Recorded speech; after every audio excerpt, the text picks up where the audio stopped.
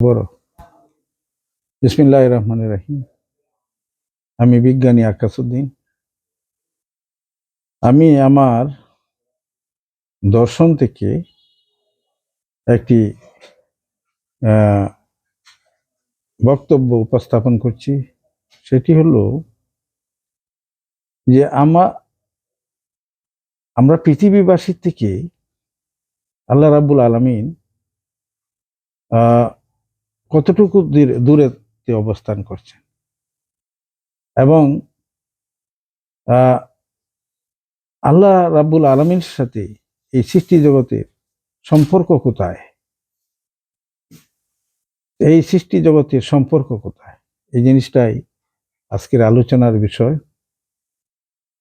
এর উত্তরে আমি বলতে চাই যে আমার যে দেহ, এটাই একটা জিনিস, আর আত্মা সেটাই হলো আরেকটা জিনিস। কিন্তু এই দেহের ভিতরেই আত্মার অবস্থান, কিন্তু এরপরও আমরা এই আত্মাকে দেখতে পাই না। তো আল্লাহ রাব্বুল আলামিন আর এই সৃষ্টি জগতের মধ্যে তফাৎ এতটুকুই যে আল্লাহ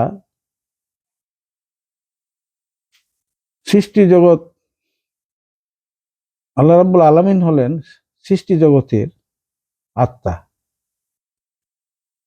তিনি এমন এক স্থানে বাস করেন বা এমন এক স্থানে আছেন যে স্থানে থেকে আমাদের পৃথিবীর নামক গতি জগতে বা এই গতির মহাবিশ্বে আসতে পারেন না, বা আসলে কিছু সমস্যা আছে, যে জিনিসটা আমি আরেকদিন বলবো কি সমস্যা জন্য আল্লাহ সৃষ্টি জগতে আসতে পারেন না। তিনি মূলত আল্লাহ রাব্বুল আলামিন হলেন স্থির জগতে বাস করেন। স্থিরতার মাঝে তিনি নিরাকার অস্তিত্ব নিয়ে বিরাজ করছেন এবং নিরাকার অস্তিত্ব নিয়ে স্থির জগতের সত্তা গতি জগতে আসতে পারেন না। কিন্তু আল্লাহ এই মহাজগতের আত্মা। এবার বুঝুন যে আমার আত্মা আমার থেকে কতটুকু দূরে, আমার অস্তিত্বের ভিতরেই আমার আত্মা বিরাজ করছে।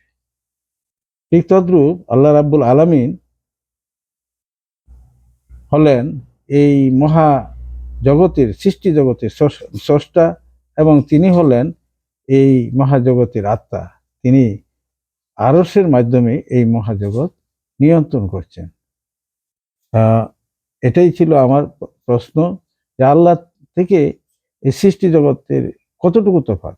আমার আত্মার থেকে আমার দেহ যেমন একটা সন্নিবদ্ধ দূরত্ব অবস্থান করে তাকে রক্ষণাবেক্ষণ করছে, ঠিক তদ্রূপ এই মহাবিশ্ব আল্লাহ রাব্বুল আলামিন একটা সীমানার ভিতরে এই মহাবিশ্বের একটা দূরত্বে থেকেই এই জগৎ নিয়ন্ত্রণ করছেন। তিনি যেখানে আছেন সেই জগৎ হলো স্থির জগৎ। স্থির জগতে কোনো কাঠামো থাকে না, সেখানে সব কিছুই থাকে নিরাকার। এই জন্য আল্লাহ নিরাকার, এবং নিরাকার সত্তা কখনোই গতির জগতে আসতে পারেন না।